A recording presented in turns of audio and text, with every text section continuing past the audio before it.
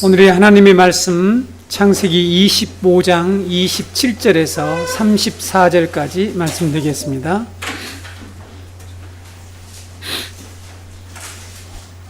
제가 여러분 앞에 낭독해 드립니다.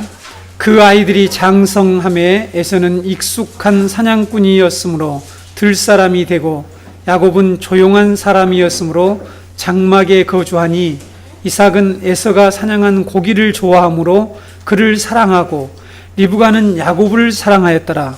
야곱이 죽을 쑤었더니 에서가 들에서 돌아와서 심히 피곤하여 야곱에게 이르되 내가 피곤하니 그 붉은 것을 내가 먹게 하라 한지라. 그러므로 에서의 별명은 에돔이더라. 야곱이 이르되 형의 장자의 명분을 오늘 내게 팔라.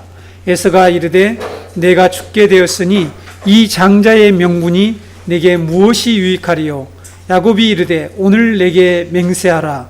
에서가 맹세하고 장자의 명분을 야곱에게 판지라. 야곱이 떡과 팥죽을 에서에게 주매 에서가 먹으며 마시고 일어나 갔으니 에서가 장자의 명분을 가볍게 여김이었더라. 아멘. 지난 시간에 이삭의 아내 리브가가 아이를 낳지 못하는 상태에 있을 때 이삭이 하나님께 간구함을 통해서 잉태를 하게 되었는데, 이삭의 이 기도가 어떻게 그리스도가 십자가에서 제물이 되시고 간구하신 일과 연관되는지, 그리고 리브가가 에서와 야곱을 잉태했을 때 받은 계시의 말씀인 큰 자가 어린 자를 섬기리라는 이 계시의 말씀이 신약에 와서 성육신하신 하나님께서 먼저 되신 자가 나중되고 나중된 자가 먼저 되라는 말씀으로 연결되는지에 대해서 여러분에게 말씀을 드렸습니다. 지난주의 말씀을 다시 한번 여러분들이 잘 이렇게 되새기면서 우리는 먼저 이 점을 좀 확실하게 한 후에 장자권 매매 사건인 오늘 본문의 말씀을 여러분과 함께 살펴보려고 합니다. 확실히 하려고 하는 점이 뭔가 하면, 리브가에게 말씀하신 하나님의 예언은 하나님의 선택적 부르심과 구원에 관한 말씀이다라는 점입니다. 무엇을 확실하게 해야 된다고요? 하나님의 구원은 하나님의 선택적인 부르심에 기초하고 있다라는 것을 확실히 해야 된다는 것입니다. 예수님께서 포도원의 품꾼의 비유를 제자들에게 말씀하신 것도 바로 하나님의 이 선택적 부르심에 의한 구원의 진리를 그들에게 가르치려고 했습니다.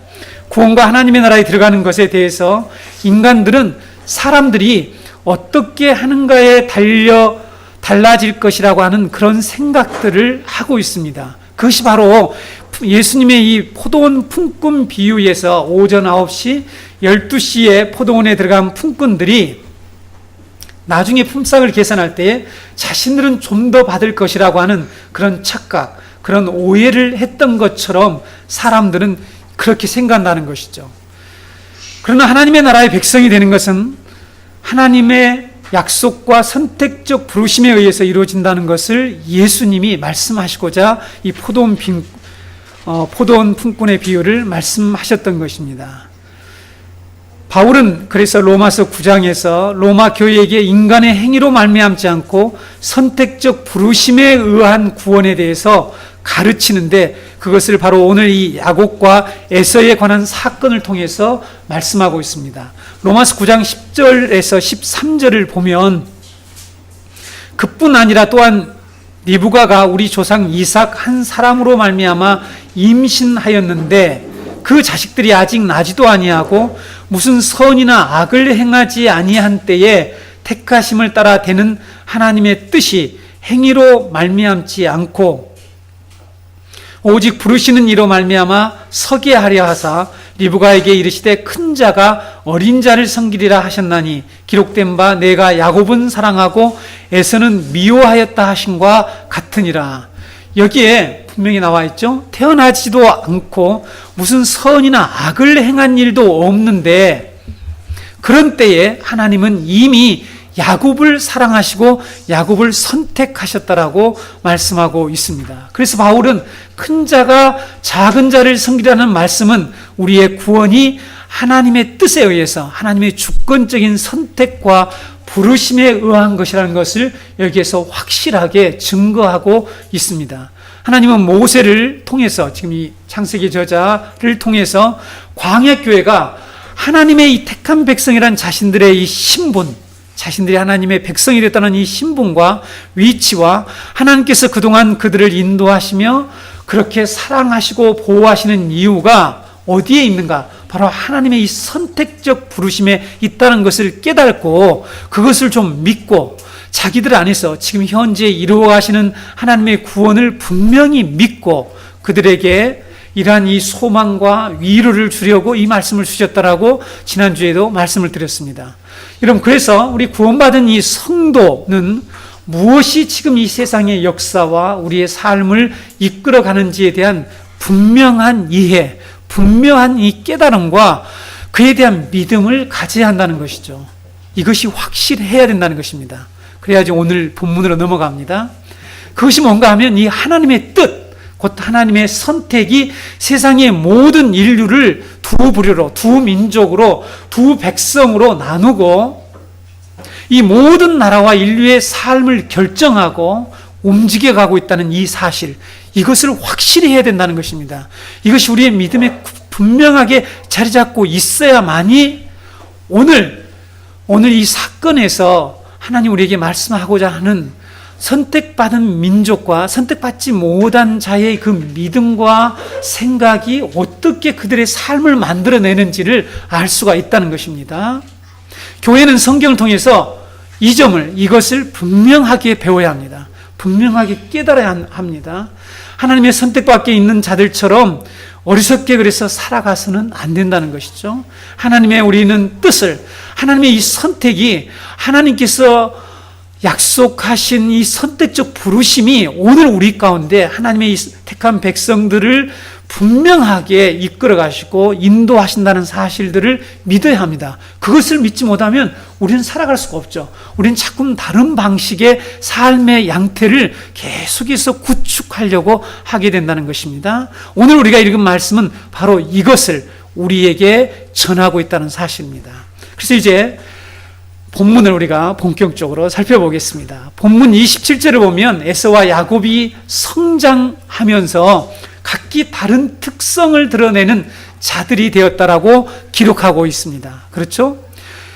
붉고 전신이 털옷 같은 에서는 능숙한, 아주 익숙한 사냥꾼의 특성을 드러내어서 들사람으로서 살아가는 반면에 야곱은 어떤 사람이었다고요? 조용한 사람으로서 장막에 거주하는 사람이다 라는 그의 이 삶의 특성과 삶의 양식을 여기에서 대조하면서 말해주고 있습니다. 저자가 왜 이렇게 에서와 야곱의 특징적인 삶을 비교하면서 우리에게 말하고 있을까라는 이런 질문을 해볼 수 있죠. 단순히 이들 개인적인 이 특징이나 특성을 말하는 것이 아니죠. 이들은 누구를 가리킵니까? 하나님의 계시에 의해서 이들은 두 민족, 두 백성을 지금 얘기하고 있는 거잖아요. 대표하고 있지 않습니까? 그러니까 지금 두 민족, 두 백성에 관한 비교를 하고 있다는 걸 보고 우리는 이해를 해야 되겠죠. 즉 하나님의 선택받은 이스라엘, 야곱이 나중에 이스라엘로 바뀌지 않습니까? 그래서 이스라엘 민족이 된단 말이죠. 그래서 이스라엘 민족, 즉 선택받은 하나님의 백성과 선택 밖에 있는 이 에돔 족속에 관한 이야기를 지금 하려고 한다는 사실입니다. 그들이 어떤 삶, 어떤 믿음과 어떤 생각을 가지고 있으며 어떤 삶을 살고 있는가, 살게 될 것인가 하는 그들의 이 믿음과 그들의 이 삶의 특징을 여기에서 말하고 있습니다. 들판에서 거칠고 전투적인 사냥을 통해서 무엇을 합니까? 자신이 이 먹을 것을 구하면서 살아가는 에서의 이 삶의 모습을 통해서 하나님의 선택을 받지 못한 사람들의 궁극적인 삶의 이 목적이 무엇인지, 그들의 삶의 특징이 무엇인지를 여기에서 보여준다는 사실입니다. 이것은 세상 사람들이 살아가는 삶의 특징을 분명히 보여줍니다. 생존 경쟁의 들판에서 먹고 마시는 이 문제에 온전히 집착해서 사냥꾼처럼 쫓고 쫓기는 그런 삶을 살아가는 이 언약 밖에 있는 백성, 에돔 족속들의 인생을 여기에서 보여주고 있다는 것이죠. 왜 보여줄까요? 지금 에덴 족속들을 통해서 계속해서 공경을 당하고 있는 이 하나님의 백성들에게 소망을 주기 위해서 이들의 삶의 특징이 뭐냐, 이들이 살아가는 주된 목적이 뭔지를 아느냐 하는 걸 보여준단 말이죠. 성도도 마찬가지입니다. 성도도 우리가 분명히 알아야 될 것은 우리의 삶이 바뀌려면 바로 이 선택받은 민족과 선택받지 못한 자들의 이 삶의 결과, 그들이 추구하는 이 목적과 목표가 뭔지를 분별할 수 있어야 되겠죠. 그리고 오늘 이 말씀에서 야곱은 조용한 사람이며 장막에 거주하는 자라고 하는 그의 삶의 특징, 이 삶의 이 양태를 여기에서 보여주고 있습니다. 어떤 민족이요? 하나님의 선택받은 민족, 그 백성, 두 백성 중에 한 백성인 하나님의 이 백성의 삶의 특징을 여기에서 기술하고 있습니다. 선택받은 약속의 후손인 야곱에 대해서 조용한 사람이라고 하는 이 말의 원래 뜻을 우리가 이해하는 것이 매우 중요합니다. 중요하다고 강조했죠? 예. 여러분, 우리가 읽고 있는 대부분의 성경들이 어떤 성경입니까? 번역 성경들이에요. 그렇죠? 지금 한글로 된 이 번역 성경 우리가 읽죠. 한글로 번역된 성경도 아주 많습니다. 10여 종 이상으로 많죠. 영어 성경도 아주 수십 종에 이릅니다. 예전에 제가 말씀드렸죠. 독일어 성경은 50종에 가까운 성경이 있었다고 제가 전북대 앞에 찻집에서 독일 여선교사님으로부터 들었습니다. 당신들의 나라의 성경의 종류는 몇 종류냐 했더니 50종이 넘는데요. 그러니까 성경이 이렇게 원문에서 50개의 다른 번역본이 있다는 것이죠. 그 이유가 있겠죠. 그 하나의 번역본이 만족할 수 없고 충분하지 않다라는 것입니다. 일본어, 중국어 이렇게 각자 자기 언어, 자기 나라 말로 번역된 성경들을 우리가 성도들이 대부분 읽습니다. 문제는 이런 번역 성경은 성경을 번역할 때에 이 번역자의 생각, 신약 사상이 거기에 투여되어서 본래 가지고 있는 뜻을 완전하게 온전히 드러내지 못하는 경우가 있다는 점입니다. 무슨 말인가 하면 만약 이 구속사적 이 신학관, 신학 사상을 가진 자가 성경을 번역할 때와 성경을 7세대로 구분하는 이런 세대주의, 여러분 세대주의에 대해서 모르십니까? 세대주의는 성경을 무제시대, 양심시대, 인류 통치시대, 그 다음에 율법시대, 은혜시대, 천년 왕국시대 이렇게 7세대로 구분해서 성경을 봐요. 하나님의 구원 약서를 그렇게 본다는 것입니다. 이런 세대주의적 사고를, 이 신학을 가지고 있는 이 근본주의 신학에 해당하는데요. 이런 자들이 성경을 번역할 때에 엄청난 차이가 있다는 사실이죠.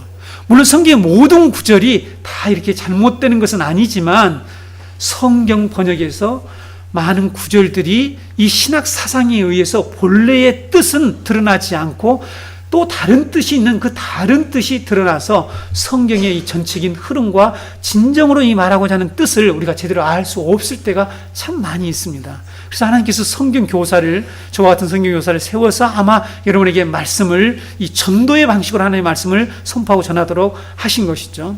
야곱에 대한 특징을 말하는 이 조용한이라는 이 단어를 중요하다고 그랬습니다. 제가 중요한 이유를 말씀드릴게요.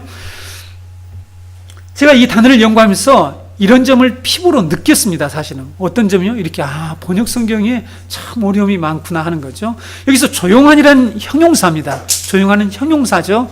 형용사라는 이 단어는 탐이라고 하는 히브리어 단어예요. 탐.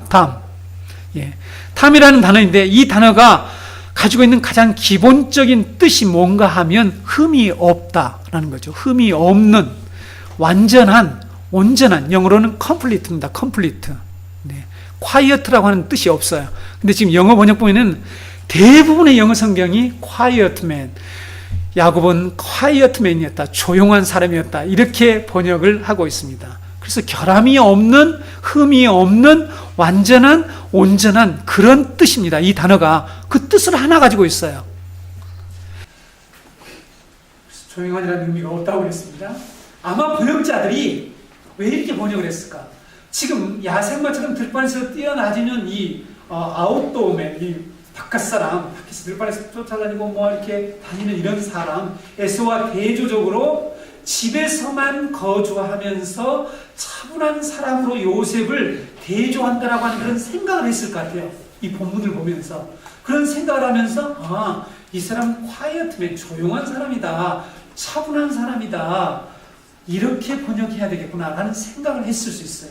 그러니까 지금 하나님이 말씀하고자 하는 이 중요한 구속사적 의미를 놓쳤다라고 저는 이 말씀을, 이 조용한 단어를 이용하면서 제가 깨달았습니다.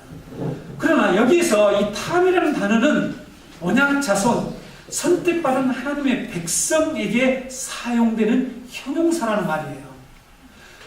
이것을 우리가 성경에서 발견할 수가 있습니다. 이 탐이라는 형용사가 적용된 사람이 있어요. 그 사람이 누군지 알아요? 이 단어가 쓰인 사람이 있다는 것입니다. 누굴까요? 욥입니다. 욥기 1장 1절에 보게 되면 우스 땅의 욥이라 불리는 사람이 있었는데 그 사람은 온전하고 정직하여 하나님을 경외하며 악에서 떠난 자더라, 이렇게 되어 있죠. 여기서 온전하고가 이것이 바로 탐이라는 단어입니다.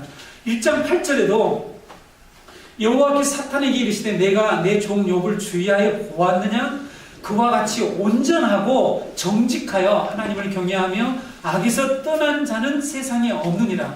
지금 하나님과의 관계에서 이 온전한 자라는 이런 표현을 쓸 때에 탐이라는 단어가 사용되었습니다. 그런데 여러분, 형태는 같지 않아요. 원문의 형태는 같지 않지만 동일한 어근에서 나온 탐임, 제가 방금은 탐이라고 했습니다. 탐임이 사용되는 또 한 사람이 있어요. 그 사람이 누구냐면 노아입니다.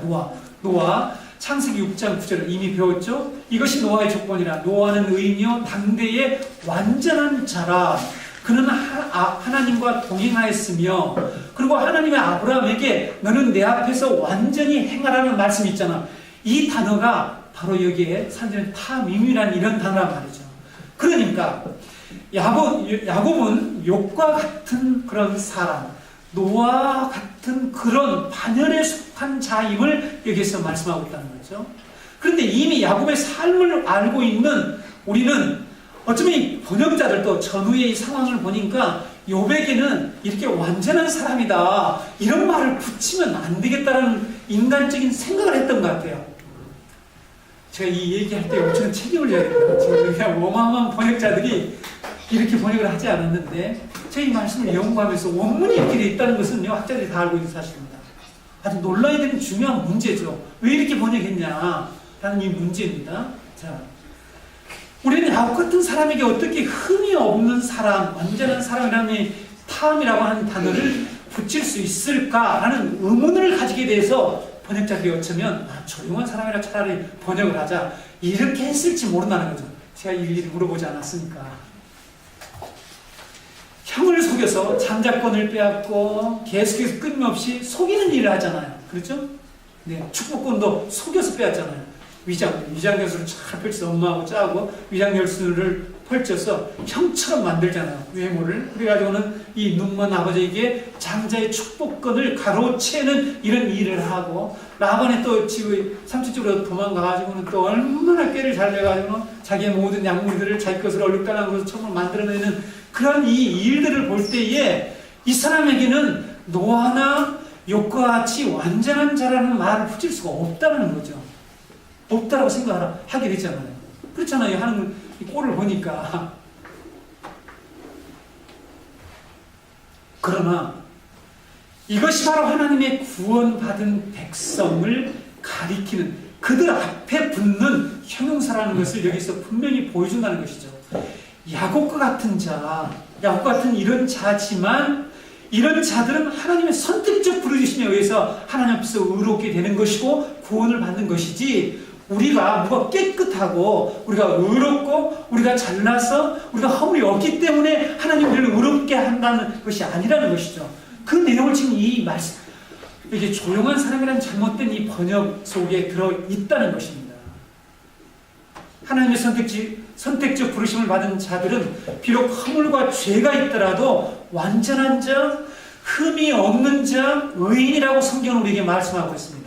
예수 그리스도 때문에. 그렇죠? 그래서 사도 바울이 뭐라고 얘기합니까? 로마서 8장 33절에 누가 능히 하나님께서 택하신 자들을 고발하리요? 의롭다 하신 이는 하나님이십니다. 하나님이 의롭다고 선택을 하셨단 말이야. 택하신 자들을 누가 정죄하며 고발할 수 있느냐, 이런 말씀을 한단 말이죠. 누가 하나님께서 의롭다고 하는 자를 정죄하며 의롭지 못하다, 완전하지 못하다, 흠이 있다라고 이렇게 우길 수 있느냐? 그럴 수 없다라고 얘기해요. 그래서 로마서 4장 5절에서 8절 말씀을 보게 되면 바로 오늘 이 야곱에게 붙여진 이 이름을 정확하게 여기서 묘사합니다. 자, 로마서 4장 5절에서 8절 말씀. 이를 아니할지라도 경건하지 아니한 자를 의롭다 하시는 이를 믿는 자에게는 그의 믿음을 의로 여기시나니, 이란 것이 없이 하나님께 의로 여기심을 받은 사람의 복에 대하여 다윗이 말한 바, 불법이 사함을 받고 죄가 가려짐을 받는 사람들은 복이 있고 주께서 그 죄를 인정하지 아니하실 사람은 복이 있도다 함과 같으니라. 자, 경건하지 아니하는 자를 의롭다 하시는 이를 믿는 것, 이것이 믿음이라고 했습니다. 이것이 성경이 말하는 구원 없는 믿음이라고 얘기한단 말이죠. 우리는 경건하지 않아요. 우리는 허물이 많은 자란 말이죠. 그러나 우리의 구원은 어떻게 이루어진다고 얘기한다고요? 하나님의 이 선택적 부르심에 의해서 이루어진다라고 말씀한다는 것이죠. 그래서 여러분, 야곱은 의인이라는 뜻입니다. 야곱은 완전한 자라는 노아에게 붙여진 동일한 언약 백성의 후손이다라는 것을 보여주는, 그 말하고자 하는 단어가 바로 그의 삶의 특징, 이것이 바로 탐이라고 하는 단어를 사용한 완전한 자다. 야곱은 완전한 사람이었다. 장막에 거주한다. 장막에 거주한다는데 우리가 집에서만 엄마하고 매일 붙어 사는 마마보이로 이렇게 그런 선입관으로 이 야곱을 해석해서는 안 돼요. 이것은 당시 이 말씀이 이런 말이 사용되는 그 의미, 배경을 모르는 그런 우리의 입장에서 이 본문을, 이 성경을 읽는 태도입니다. 그래서 우리 교회는 지금 주일 오후에 성경 배경 공부를 열심히 하면서 이런 잘못된 생각들을 고쳐가고 있죠. 야곱은 장막에 거하는 자였다라고 말하는데, 야곱은 성격이 조용하고 집에서 있는 그런 자라는 의미가 아니라고 그랬습니다. 고대 시대 때에 장막에 거하는 자라는 이 말은 어떤 사람에게 사용되었느냐라는 것을 학자들이 열심히 연구했단 말이에요. 연구했더니 수메르 시대 당시 수메르 문화나 그런 모든 고대 중근동 문화에서 장막에 거하는 자라는 말은 존귀하고 예의 바른 사람을 가리킬 때 사용하는 말이었다는 것입니다. 자, 여기서 존귀한 사람을 얘기할 때 장막에 있는 사람이다. 왜냐하면은 당시 이 장막에 있는 사람과 들판에 쏟아지는 사람하고는 분명히, 그러니까 정착해서 사는 정착민과 들판을 다니면서 사는 사람과는 이 급이 달랐다는 거죠. 그러니까 지난번에 배웠지 않습니까? 그랬죠. 네. 이들과 도저히 합해질 수 없는데, 아모스에게서 제가 그 말씀드렸습니다. 우리가 뽕나무를 뭐 하는 거죠? 네. 뽕나무 재배 잘한다고 했잖아요. 뽕나무 재배 잘하는 뜻이 뽕나무에 구멍을 뚫어서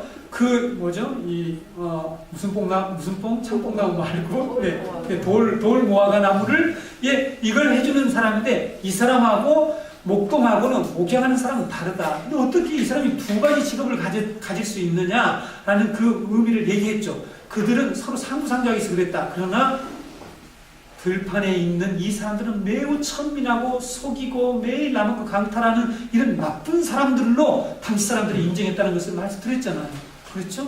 여러분, 그런 내용들을 잘 배워서 장막에 거하는 자라는 것을 당시 사람들은 어떻게 이해하고 있었는가, 그냥 집에서 마마보이로 엄마와 함께 살았다, 이런 사람이 아니에요. 이런 사람이 아니고 존귀한 자를 가리키는 그런 예의 바르고 나쁜 짓 하지 않고 하는 그런 의미를 가리킨다는 것이죠. 야곱에 대한 이러한 특성은 분명히 누구에 대한 설명을 하고자 했다는 거죠? 선택받은 하나님의 백성들, 그렇죠? 약속의 자손들에 대한 이 신분을 말씀하고 있다는 사실입니다.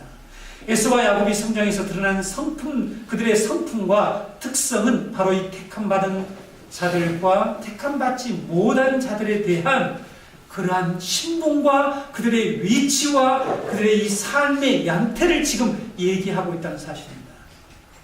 택함받지 못한 이 에서처럼 먹을 것을 구하려 들판을 쏘다니며 능숙한 사냥꾼처럼 자신들의 문제를 잘 해결하는 것처럼 보이지만 사실 정말로 중요한 것이 무엇인지를 알지 못하고 가치 없는 것에다가 자기의 진정한 중요한 가치를 팔아버리는, 포기해버리는 이러한 자들의 삶의 양태가 뭐라고요? 바로 저 믿지 않는 자들, 선택받지 못한 자들의 삶의 특성이라는 거죠. 그런데 선택받은 백성들이 그러한 삶을 따라가서는 안 된다라고 하는 지금 그 얘기, 그 권면을 지금 하려고 해요. 이 말씀을 통해서. 그러나 선택받은 자들은 비록 허물과 죄가 있지만 참된 가치가 무엇이고 무엇이 중요한지 이것을 깨닫고 그것을 믿고 그것을 생각하면서 그러한 삶의 양틀을 가지고 살아가는 자들이다. 그 얘기를 지금 하려고 하는 말이에요. 너희들 위로를 받아라. 너희들의 삶이 고달프지만 너희들이 이 세상의 경쟁에서 저 사냥꾼들의 인수관, 능숙한 사냥꾼들의 이 경쟁에서 질 때가 있고 쓰러질 때가 있고 짓밟힐 때가 있지만 궁극적으로 너희들이 존귀한 자다. 너희들이 완전한 자라니까 너희들이 구원받은 하나님 백성이야. 그 얘기를 하려고 하는 것이죠. 우리 성도들도 이 말씀을 잘 듣고 깨달아야 됩니다. 그렇죠? 그래야만이 우리의 삶이 달라질 수 있다는 겁니다. 어떻게 해요? 달라진다는 게 우리가 하나님의 축복을 받았으면 우리가 아주 형통해진다 그 얘기가 아니라 우리가 이런 이 익숙한 사냥꾼들과 같이 이 두 민족이 공존하고 있는 이 세상에서 우리의 진정한 삶의 목표와 진정한 가치를 둬야 할 것이 무엇인지를 놓치지 않고 자로나 우러나 치우치 않고 그것을 향해서 나갈 수 있다는 사실입니다. 본문 28절을 보게 되면 아버지 이삭과 어머니 리브가가 서로 이 각기 다른 아들을 사랑했다라고 얘기하는 내용이 나오죠. 그런데 여기서 이삭은 에서가 사랑한 고기를 좋아함으로 에서를 사랑했다라는 표현이 있어요. 근데 리브가는 왜 야곱을 사랑했는지는 표현이 없어요. 그렇죠?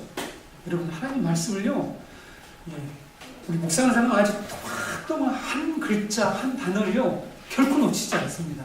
그렇죠, 여러분? 하나님께서 우리에게 정말 중요한 구원의 진리를 전달하기 위해서 아주 또박또박 정확하게 설명을 하고 있어요. 그래서 우리는 자세히 그 말씀을 들어야 합니다. 리브가는 야곱을 사랑했더라. 그러나 에서는 사냥한 고기를 좋아해서 그를 사랑했다. 에서를 사랑했다라고 말씀하고 있죠. 여러분 이것을 이 상황을 가리켜서 부모의 편애를 말하고 있다라고 얘기하면 안 됩니다. 지금 부모의 편애를 다루거나 그런 얘기를 하려는 게 아니에요. 이삭은 에서의 그런 삶을 좋아했다는 것입니다. 에서의 그런 삶. 사냥을 해와서 자기 고기를 갖다 주는데 자기 입을 즐겁게 해주고 자기에게 먹을 것을 잘 공급해주는 이러한 이 에서의 삶을 이삭은 아버지는 좋아했다는 것입니다.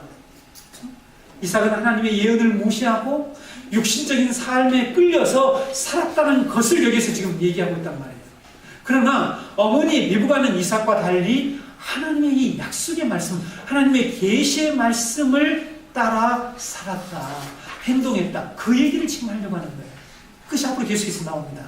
아버지 이삭은 나중에도 나이가 늙어서 이 두 자녀들에게 축복을 하려고 할 때에 하나님의 계시가 있었음에도 분명하게 자기가 기도해서 두 아이 쌍둥이가 잉태되었고 하나님께서 자기 아내에게 이런 계시의 말씀을 분명히 주셨음에도 불구하고 분명히 아내가 얘기했을 것입니다. 이것은 개연성이죠. 얘기해 주었겠죠.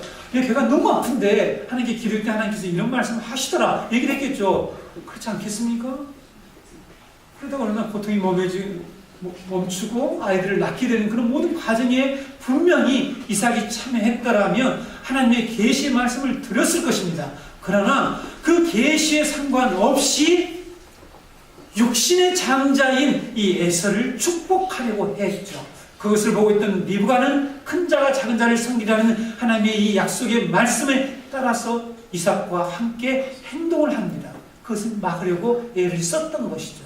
우리가 보기에는 속이는 것처럼 보이고 우리가 보기에는 아주 나쁜 속에서 어떤 목적을 성취하는 그런 사람을 보이지만 그렇지 않다라고 그랬죠. 여러분 성경 하나님은 성경에서 야곱의 삶이 문제 있다라고 얘기한 적이 없단 말이에요. 그렇죠? 이 점을 대해서 언급한 적이 없어요. 그러나 에서의 행동에 대해서 문제 삼지만 그렇기 때문에 하나님이 옳다는 것을 우리 인간의 관점에서 인간이 선악을 판단하는 그런 관점에서 우리가 이것을 평가하거나 말해서는 안 된다는 것입니다. 하나님의 계시를 받고 하나님의 약속의 말씀을 들었지만 그 말씀을 따라 행하는 자가 있는가 하면 누구처럼? 리브가처럼 그 말씀을 따르지 않고 자기에게 만족을 주고 자신의 행복을 채우기 위해서 하나님의 계시의 말씀을 무시하며 살아가는 자들의 그런 삶의 모습을 보여준다는 말이에요. 사실 선택받은 후손이 야곱의 생애를 고난으로 몰아넣는 이 선택받은 후손인 야곱의 생애를 고난으로 몰아넣는 사람이 누굽니까? 이삭이에요. 여러분 자세히 보세요. 이삭이 자꾸만 애서 하나님의 약속 밖에 있는데 선택받지 못하는 자라고 하나님께서 말씀하시는데 그에게 전통적으로 당시의 문화적으로 그런 어떤 관점을 가지고 그에게 축복하려고 하고 그를 사랑하고 하니까 거기에서 문제가 발생을 하게 되죠. 하나님께서 하시는 그 방식대로 따라갔더라면 야곱이 어쩌면 이런 고난을 당하지 않을 수도 있겠죠. 야곱과 어머니 리브가가 속임수를 써서라도 축복을 받지 않아도 되겠죠. 하나님이 말씀하신 대로 육신적으로 찾았지만 야곱에게 장자의 축복을 하겠다는 것을 선포하고 온 가정에게 하나님이 말씀으로 통치를 해야 되니까 가장은 그렇죠? 여기 계신 가장 여러분 잘 들으셔야 합니다. 하나님의 약속으로 통치를 해야 되겠죠. 하나님 계신 말씀으로 선포하고 에스도 하나님 말씀에 순종하도록 했더라면 하나님이 얘를 창조했다. 근데 야곱은 나중에 그걸 실천하잖아요. 문하세와 에브라임에게 계속해서 엇갈려서 안수를 한단 말이에요. 야곱은 하나님의 말씀을 실천한단 말이에요. 그렇죠? 큰자의 하나님을 섬기라는 이 약속이 말씀에 따라서 그렇게 한단 말이죠. 근데 요셉은 또 아닙니다. 왜 그러십니까 아버지? 이렇게 얘기한단 말이죠. 그리고 자기 아들이 이처럼 도망을 가서 수없는 세월을 아내를 얻기 위해서 또 고생을 하고 하는 이런 과정들이 없을 수도 있겠죠. 우리가. 그렇죠? 여러분 이것은 하나님의 선택받은 성도는 아무렇게 살아도 구원받는다는 생각을 할 수 없다는 것입니다. 자, 우리는 하나님의 선택관에 들어왔기 때문에 아무렇게나 살아도 된다라고 하는 것을 성경은 말하지 않는다는 것입니다. 그렇죠? 이 부분이죠. 여러분 하나님의 말씀에 우리가 구원의 도리를 잘 이해해야 합니다. 우리가 잘못 이게 부분적으로 이야기할 때에 통합적으로 전체로 이해하지 못하게 될 때요. 하나님의 나라의 이 구원의 이 복음의 도 구원의 진리를 우리가 잘못 오해해서 하나님께서 우리에게 하나님의 백성으로서 순종하면서 사는 그 삶을 우리들이 아주 위태롭게 만들 수가 있습니다. 뭐가? 우리가 가지고 있는 믿음 자체가 우리의 행동을 아주 잘못되게 만들어낼 수 있다는 것입니다. 그래서 여러분 이제 29절에 33절을 보게 되면 에서와 야곱이 장자권을 매매하는 그런 내용이 나오죠. 야곱은 형의 장자의 명분을 오늘 내게 팔라라고 얘기하고 에서는 이 장자의 명분이 내게 무엇이 가리요 하면서 장자권을 이 붉은 요리 한 접시와 바꿔버립니다. 우리말로 죽을 썼다 이런 말도 이거 상당히 우리식으로 표현할 때 팥죽도 이것도 우리식인 것 같아요. 이 붉은 요리입니다. 붉은 요리. 원문에는 붉은 요리예요. 글쎄요. 네. 죽을 썼다? 예, 영어로 스튜라고 하는 그런 단어를 영어 단어에 썼는데 여러분 인터넷에 가면 스튜라고 하는 요리가 죽요리를 얘기한 게 아니라 이렇게 여러 가지 갈비 요리 막 여러 가지 요리들이 있어요. 그렇기 때문에 우리 이제 관점으로 생각하지 말고 아무튼 뭐 이 참 무가치한 정말 가치 없는 이런 싸구려 이런 음식과 바꿨다라고 할 때 뭐 좋은 표현으로 볼 수가 있지만 네. 야곱의 이 붉은 요리와 이것을 바꾸는 것을 볼 수 있다는 것이죠. 여러분 사람이 가지고 있는 믿음과 생각은 반드시 삶으로 드러나게 되어 있습니다. 우리가 가지고 있는 믿음 사람은 누구나 믿음을 가지고 있습니다. 여러분, 이거 우리 그리스도인들은 이 전제를 가지고 모든 사람은 돼야 됩니다. 모든 사람은 신앙을 가지고 있다. 모든 사람은 종교가 있다라고 여러분 생각하셔야 됩니다. 저 사람은 무종교다 이렇게 얘기하면 안 돼요. 무신론전에서 하나님을 안 믿는다는 말은 통할 수 있을런지 모르겠지만 모든 사람은 신뢰하는 게 있습니다. 믿습니다. 무엇을 믿고 살아갑니다. 그 믿음은 그의 삶을 만들어냅니다. 그가 가지고 있는 생각, 사고는 반드시 밖으로 드러나도록 되어 있습니다. 내가 무엇을 가장 중요하게 여기는지 믿음 속에는 이런 것이 포함되어 있어요. 내가 무엇을 궁극적 실제로 여기는지, 이런 여러분 단어가 좀 어렵지만 이런 요소가 믿음 속에 들어있는데 이러한 믿음을 가지고 있다는 거죠. 모든 사람은 자기가 무엇을 가장 중요하게 여기는지, 가장 가치 있게 여기는 것이 무엇인지, 내가 무엇을 참된 지식으로 취할 것인지, 무엇을 내가 정말 옳다라고 인정할 것인지, 받아들일 것인지 하는 이런 참된 지식, 즉 진리에 대한 생각들을 가지고 있어요. 내가 누구를 또한 무엇을 섬기며 예배할 것인지 등의 이러한 믿음과 생각들을 가지고 있습니다. 근데 이것은 반드시 그의 삶을 만들어내고 그의 행동으로 드러나게 된다는 것입니다. 오늘 장자권 매매 사건에서 야곱과 에서의 행동은 그들이 평소에 가지고 있었던, 지금 성장 과정에서 형성해 온 것들이죠. 그런 믿음과 그러한 생각들, 평소에 가지고 있었던 것들이 이제 여기에서 표출되고 있다는 사실이에요. 자, 여러분 말씀을 보시기 바랍니다. 야곱은 어머니 리브가를 통해서 자신들의 이 출생에 관한, 이 출생 시에 나타났던, 들었던 하나님의 이 말씀을 들었겠죠. 그랬죠? 들었습니다.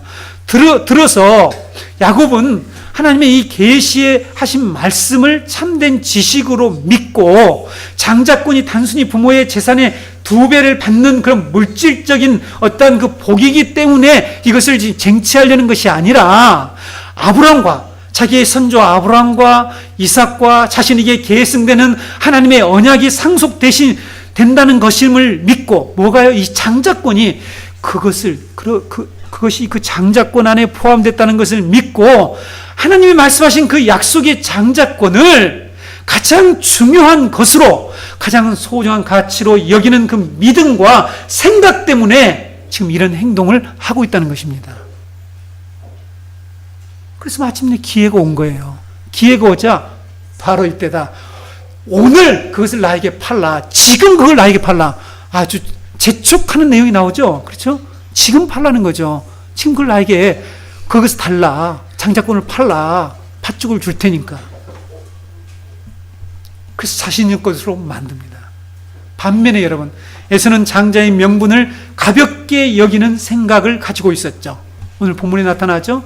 그래서 에서는 야곱이 자신의 요리와 장자권을 바꾸자고 했을 때 맹세까지 하면서, 당시의 이 거래 행위에서 분명하고 확고하게 점을 딱 찍는, 도장을 찍는 행위인 이 맹세까지 하면서 장자권을 너무나 쉽게 포기해버리는 이러한 행동을 드러내고 있는 것을 여기서 기록하고 있습니다. 그의 평소의 생각과 믿음이 들어있는 표현이었다는 것이죠. 그리고 그가 말한 이 표현 중에 분명히 나타나 있죠. 장자권을 자신에게 넘겨주면 자신이 요리한 것을 주겠다는 야곱의 말에 대해서 그는 32절에서 뭐라고 얘기합니까? 내가 지금 죽게 되었으니 이 장자의 명분이 내게 무엇이 유익하리요? 이런 표현을 해요. 내가 지금 죽을 지경인데 이까지 이 장자권이 나에게 무엇이 유익하냐, 선하냐, 이런 말입니다. 그렇죠? 나에게 무엇이 굿이냐, 영어로 그렇게 됐죠. 무엇이 선하냐, 이런 표현을 썼어요. 에서가 평소에 가지고 있었던 생각이 여기서 완벽하게 드러나고 있습니다.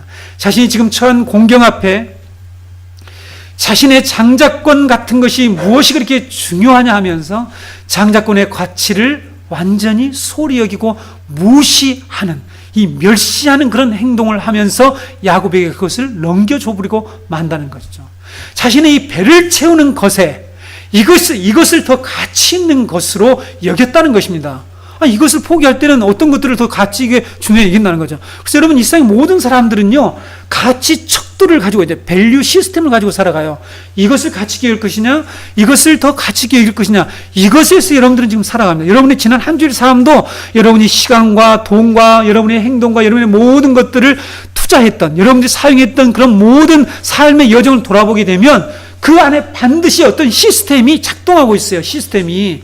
삶의 체계에 이 시스템이 작동하는데 그 안에 바로 무엇을 중요하게 여길 거냐, 무엇을 내가 가장 중요한 가치로 여길 것이냐, 이것이 작동해서 여러분을 움직인 것입니다.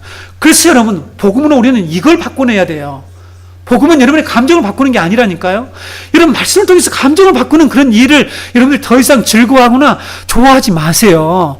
여러분 안에 있는, 여러분의 삶을 인도하는, 여러분의 삶의 방향을 결정하는 여러분의 삶에 있는 그 시스템, 이 라이프 시스템, 이것을 바꿔내야 합니다. 말씀을 통해서 회심해야 된다는 것이죠.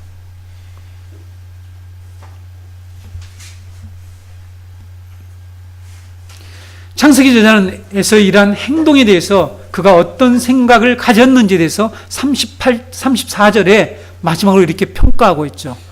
34절 보실까요? 야곱이 떡과 팥죽을 에서에게 주매 에서가 먹으며 마시고 일어나 갔으니 에서가 장자의 명분을 가볍게 여김이었더라. 장자의 명분을 가볍게 여겼다. 이 표현도 적합하지 않습니다. 가볍게 여기다라고 하는 이 단어가 바자에 있죠. 요즘 바자에 많이 하잖아요. 그 바자라는 단어예요. 바자라고 하는 히브리의 이 동사는 멸시하다라는 동사입니다. 멸시하다라는 동사.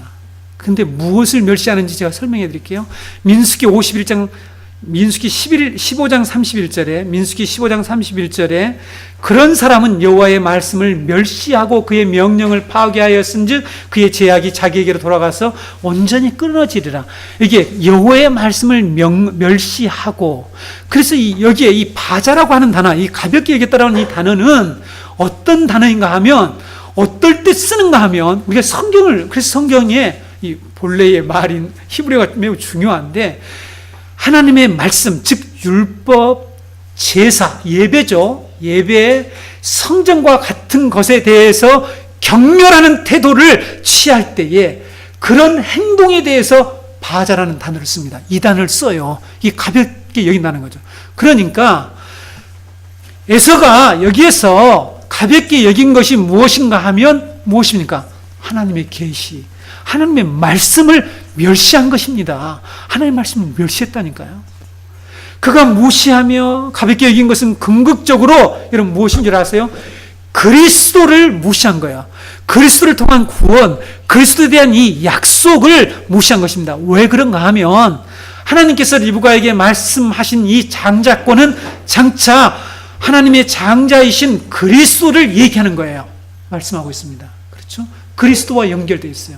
그리스도는 하나님의 장자였습니다. 시편 89편 27절에서 29절, 내가 또 그를 장자로 삼고 세상 왕들에게 지존자가 되게 하며 그를 위하여 나의 인자함을 영원히 지키고 그와 맺은 나의 언약을 굳게 세우며 또 그의 후손을 영구하게 하여 그의 왕위를 하늘의 날과 같게 하리로다.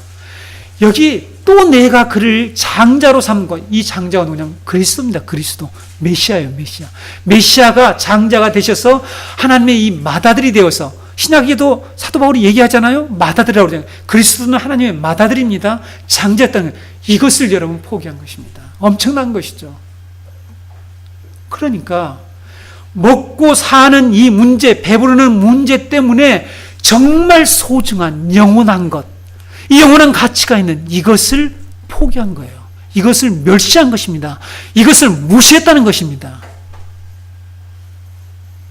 하나님의 언약을 그리스도에게까지 계승하고 그리스도가 가져올 이 놀라운 구원의 복을 상속받을 수 있는 이 권리, 이 복을 야곱은 가장 소중한 것으로 믿고 생각하고 인식하면서 살았지만, 그 사람을 가리켜서 하나님이 뭐라고요? 그 믿음을 가리켜서 완전한 자, 탐이라고 얘기한다니까요. 완전한 자다, 의인이다라고 하지만 에돔 족속은 하나님의 선택받고 있는 이들은 이것을 무시한다는 것입니다. 그런데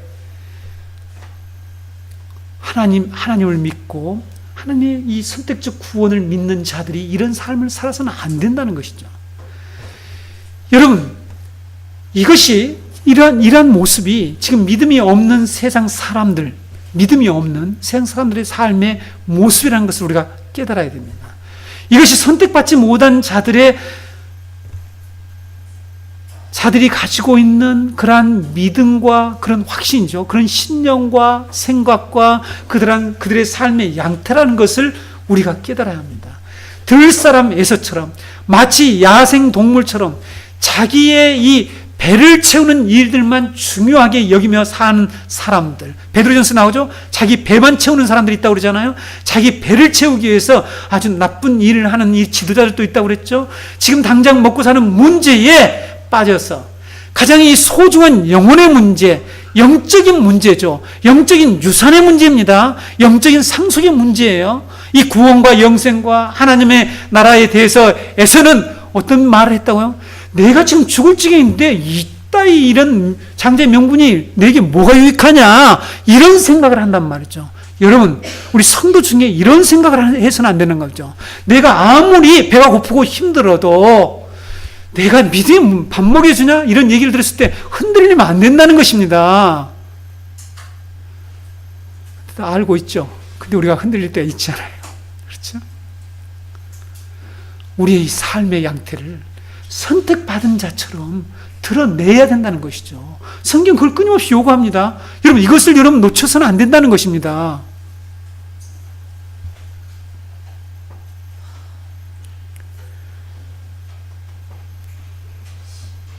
그러나 두 민족 중에 한 민족, 한 백성은 하나님의 언약을 참된 지식으로 여기고 그것을 믿음으로 받아들여서 살아가는 이 야곱 같은 그런 삶을 산다는 것입니다. 야곱은 늘 하나님의 이 예언의 말씀을 붙들고 그것을 사모하며 그 내용을 가장 소중하게 여기면서 생각하면서 살았고 행동했다라고 오늘 우리에게 말씀하고 있습니다. 그래서 믿음과 구원의 관계를 말하고 있는 책이 있죠. 믿음과 구원의 관계를 말하고 있는 책이 뭡니까? 신약에서 히브리서예요. 히브리서. 이 히브리서 기자는 이렇게 우리에게 권면하고 있죠. 히브리서 12장 16절로 17절 말씀입니다. 음행하는 자와 혹 한 그릇 음식을 위하여 장자의 명분을 판 에서와 같이 망령된 자가 없도록 살피라. 너희가 아는 바와 같이 그가 그 후에 축복을 이어받으려고 눈물을 흘리며 구하되 버림바가 되어 회개할 기회를 얻지 못하였느니라. 여기에 나오죠. 오늘 우리가 지금 살펴보고 있는 이 본문 내용이 여기에 나와있죠. 한 그릇 음식을 위해서 장자의 명분을 판 에서를 가리켜서 망령된 자라고 얘기합니다. 이런 망령된 자가 있는지를 잘 살펴보라고 이렇게 얘기하고 주의하라고 얘기하고 있습니다. 여기 이 망령된 자가 누구일까요? 세속적인 사람, 불경건한 사람, 영어로 unholy한 사람 이렇게 했죠. godless, 그러니까 하나님이 없는 사람입니다. 정확히 얘기하면 영어로도 하나님이 없는 사람, 하나님 약속이 없는 사람, 그런 사람이 되지 않도록 하라고 말씀하고 있습니다. 성도 여러분, 하나님으로부터 선택적 부르심을 받은 약속의 자녀와 하나님의 선택 밖에 있는 자의 삶의 특징과 그 사람의 삶의 양식은 우리가 계속해서 나아가면서 살아가면서 성장하면서 분명하게 드러나게 되어 있습니다. 드러나게 되어 있죠. 그래서 우리 개혁교회는, 종교개혁자들은 우리가 은혜로 구원을 받지만 우리가 구원받은 자인가는 그의 삶으로 증명된다, 열매가 증명된다고 우리가 분명히 가르쳤는데 어느 날 이런 이 믿음, 이 균형 잡힌 복음이 역사 가운데 서서히 사라지기 시작을 했습니다. 그렇죠? 삶이 우리가 구원받은 자인가 아닌가를 증명한다고 얘기하고 있습니다. 그렇죠? 은혜로만 구원받는다면 방종하지 않냐, 위험하지 않냐, 그래서 다른 신학이 나왔어요, 역사 가운데. 그렇지 않다. 그들의 열매로 그 나무를 알지냐는 예수님 말씀처럼 우리의 삶이, 우리의 순종하는 삶이 내가 선택받은 민족인가, 내가 이 두 백성 중에 에돔 족속인가 아닌가 하는 걸 증거하는 것이다. 라고 우리들에게 믿음의 선조들이, 신앙의 선조들이 우리에게 가르쳤습니다. 교회는 이것을 분명히 귀담아 들어야 합니다. 그렇다면 야곱처럼 하나님의 선택받은 백성인 우리는 우리가 가지고 있는 믿음과 우리 안에 있는 하나님 나라와 구원에 대한 생각이 정말 우리의 이런 삶의 양식과 행동으로 드러나고 있는가? 야곱은 드러났다는 것입니다. 야곱이 앞으로 그 드러나는 삶을 우리가 이제 계속해서 이 야곱의 톨레도트에서, 이삭의 톨레도트에서 우리는 배우게 되는 것이죠. 믿음이 없는 자들이 먹고 마시는 것을 가장 귀한 것 가치로 생각하면서 살아갈 때, 성도는 이 세상에서 가장 소중한 것, 진정으로 가치 있는 것이 무엇인지를 드러내는 그런 삶을 사는 것이죠. 그렇죠? 그것을 사모하면서 그것을 어떻게 해서든지 우리가 쟁취하는 이런 삶을 사는 것이 성도라고 이 말씀은 우리에게 가르쳐주고 있습니다. 세상 사람들이 세상에서 성공을 꿈꾸며 자기의 배를 채우려고 온갖 욕심을 부리며 사람들을 짓밟고 이 불의를 행하면서 하나님의 이 나라와 대적하죠. 이 공의를 세우려고 하는 이 나라와 대적하고 동분선조하며 이들판 저들판을 향해서 다니면서 사냥을 할 때에, 요즘에 헌팅 한다고 하잖아요. 헌팅, 영어로. 그렇죠? 얼마나 많은 인간들이 다른 사람을 헌팅합니까? 여러 측면에서 이런 일을 하고 살아갈 때에 성도는 하나님이 예비하신 구원, 그의 나라, 하나님의 이 언약이 내 삶에서 이루어지는 것을, 하나님께 예배하는 삶을 내 삶의 가장 소중한 가치로 여기며 살아가는 이 삶의 양식을 드러낸다는 것이죠. 그것이 바로 구원받은, 약속받은 자의 삶이라는 것입니다. 성도 여러분, 내가 믿고 있는 것과 생각하는 것에 진정한 하나님의 이 계시의 말씀이 스며들어서 녹아져서 내 믿음과 나의 사고를, 나의 생각을 형성하고 있는지 먼저 우리는 점검해야 합니다. 그리고 내가 가지고 있는 하나님의 약속의 말씀에 대해서 나의 행동과 삶으로 드러나고 있는지를 돌아보는 우리 정공동체 성도들이 모두 되시기를 바랍니다.